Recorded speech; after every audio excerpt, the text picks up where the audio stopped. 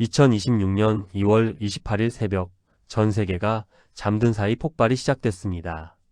미국과 이스라엘이 이란을 전격 공습했습니다. 작전명은 장대한 분노 작전, 아퍼레이션 에픽 퓨리. 트럼프는 이란과 핵 협상을 하는 척 연막을 치고 있다가 갑자기 폭격 명령을 내렸습니다. 이란은 몇 시간 만에 반격에 나섰고 호르무즈 해협 봉쇄를 선언했습니다. 그런데 여기서 이상한 게 있습니다. 미국은 중동 원유를 거의 쓰지 않습니다. 이스라엘도 마찬가지입니다. 그런데 한국은 원유의 70%, LNG의 20%를 중동에서 수입합니다. 싸우는 건 미국인데 맞는 건 한국인 겁니다. 오늘은 이 전쟁이 왜 터졌는지, 그리고 왜 한국이 가장 큰 피해를 받는 구조인지, 최악의 경우 우리 일상이 어떻게 바뀌는지 데이터로 파헤쳐 보겠습니다. 이번 전쟁을 이해하려면 먼저 이 두 나라의 관계를 알아야 합니다. 사실 미국과 이란은 원래 우방이었습니다. 1950년대 이란의 팔레비 국왕은 미국 아이젠하워 정부와 손잡고 민간용 핵 기술을 개발했습니다. 미국이 직접 기술을 가르쳐준 겁니다. 그런데 1979년 이란 혁명이 모든 걸 바꿨습니다. 이슬람 원리주의 세력이 팔레비 왕조를 무너뜨리고 반미 정권을 세우면서 두 나라 관계는 완전히 뒤집혔습니다. 이후 미국은 이란을 테러 지원국으로 지정하고 수십 년에 걸쳐 강력한 경제 제재를 가했습니다. 이란 화폐 리알화 가치는 폭락하고 물가는 폭등했으며 민생은 사실상 파탄 수준에 이르렀습니다. 그 속에서도 이란은 핵 개발을 멈추지 않았습니다. 2015년에는 미국, 영국, 프랑스, 독일, 러시아, 중국 6개국과 핵 합의를 맺고 핵 활동을 제한하는 대신 제재를 완화받는 타협점을 찾기도 했습니다. 그런데 2018년 트럼프 일기가 이 합의를 일방적으로 탈퇴하면서 이란은 다시 핵 개발에 속도를 냈습니다. 2025년에는 이스라엘이 이란 핵시설을 선제 공격하는 12일 전쟁이 벌어졌고 그 연장선에서 2026년 2월 미국이 직접 개입한 이번 전면 공습으로 이어진 겁니다. 70년 악연의 마침표를 찍으려는 것인지 아니면 더 긴 전쟁의 서막인지는 아직 아무도 모릅니다. 전문가들은 트럼프의 목적을 크게 세 가지로 봅니다. 첫 번째는 핵 능력 완전 차단입니다. 이란은 현재 핵폭탄을 보유하진 않았지만 수개월 내 제조 가능한 수준의 농축 우라늄을 보유했다는 평가가 나왔습니다. 협상으로 시간만 벌다가 핵을 완성시키는 것보다 지금 부수는 게 낫다고 판단한 겁니다. 두 번째는 중동 패권 재편입니다. 이란은 헤즈볼라, 후티 반군 등 중동 전역의 친이란 무장 세력을 지원해 왔습니다. 이 네트워크를 해체하고 미국 우방국 중심으로 중동 질서를 재편하겠다는 구상입니다. 세 번째가 사실 가장 경제적인 이유인데 바로 에너지 패권입니다. 이란이 약화되면 사우디아라비아 등 미국 우방 산유국들의 영향력이 커지고 미국 에너지 기업들의 중동 시장 진출도 수월해집니다. 한국 경제 분석에 따르면 이번 공습은 미국 역사상 가장 큰 외교 정책 도박 중 하나로 평가받고 있습니다. 이번 사태의 핵심은 호르무즈 해협입니다. 호르무즈 해협은 이란과 오만 사이에 있는 좁은 수로입니다. 너비가 가장 좁은 곳은 불과 33km 정도입니다. 그런데 이 작은 수로로 전 세계 원유 해상 수송량의 약 20%가 지나갑니다. 하루에만 약 2천만 배럴의 원유가 이 길목을 통과합니다. 전 세계가 하루에 소비하는 원유의 약 5분의 1이 이 좁은 해협을 통해 움직이는 겁니다. 이란은 이미 호르무즈 해협 봉쇄를 선언했습니다. 현재 이 해협을 통한 선박 운항이 사실상 중단된 상태입니다. JP모건은 전면 봉쇄 시 국제유가가 약 70% 폭등할 수 있다고 경고했습니다. 바클레이즈는 봉쇄 장기화 시 브렌트 유가 배럴당 $100를 돌파할 것으로 전망했고 한국 경제 보도에 따르면 일부 전문가는 $130에서 심지어 $150까지도 언급하고 있습니다. 공습 직후 이미 WTI 유가는 하루 만에 12% 이상 급등했습니다. 이제 가장 중요한 질문입니다. 싸우는 건 미국인데 왜 한국이 더 큰 피해를 받는 걸까요? 답은 에너지 구조에 있습니다. 미국은 셰일 혁명 이후 세계 최대 산유국이 됐습니다. 자국에서 원유와 천연가스를 충분히 생산하기 때문에 중동 원유 의존도가 극히 낮습니다. 그래서 호르무즈가 막혀도 미국은 직접 타격이 거의 없습니다. 반면 한국은 원유의 70%, LNG의 20%를 중동에서 수입합니다.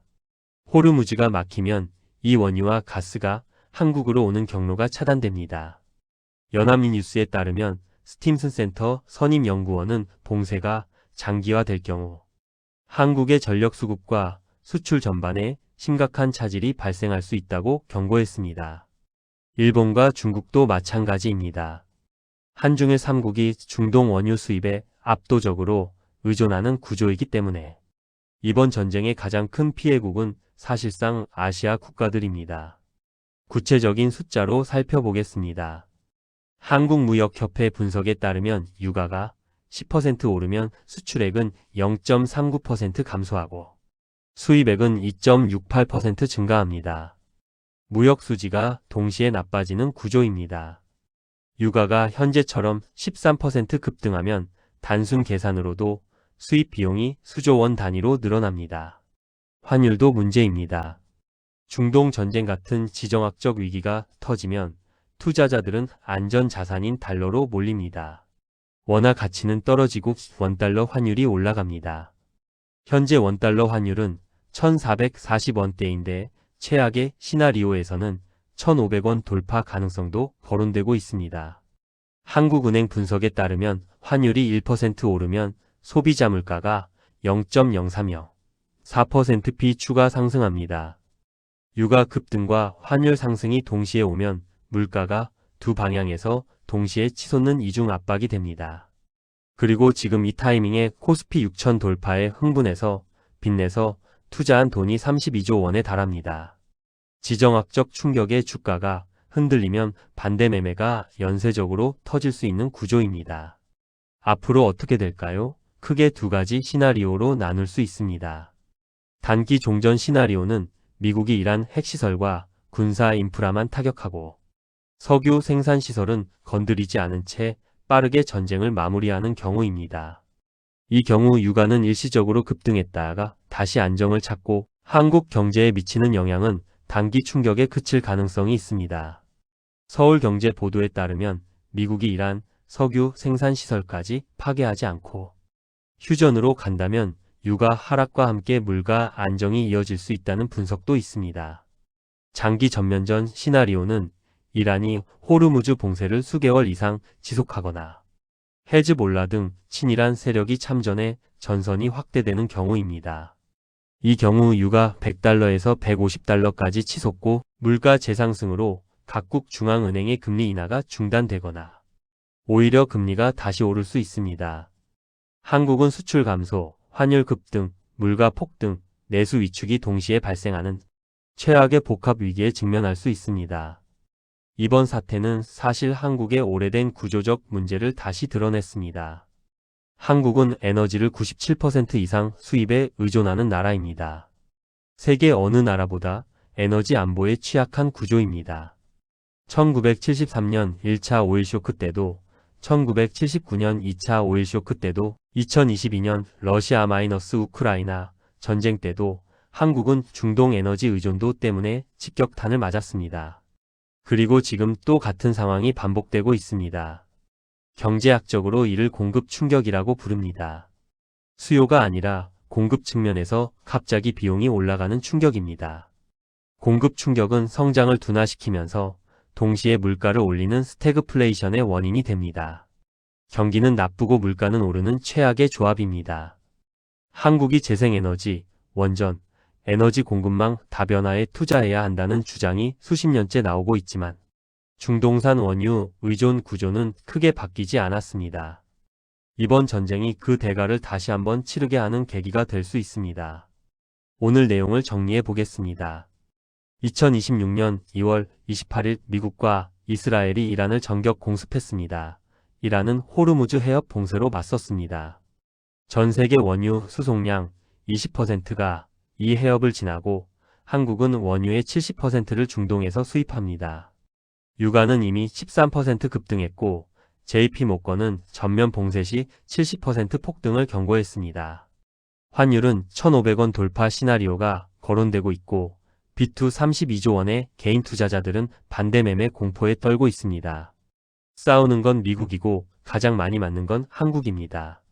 앞으로 이 전쟁이 어떻게 전개되느냐에 따라 우리 전기요금, 기름값, 팝상 물가가 직접 달라집니다. 지금 이 순간 벌어지는 일을 그냥 먼 나라 얘기로 넘기지 마시고 내 지갑과 직결된 문제로 보셔야 합니다.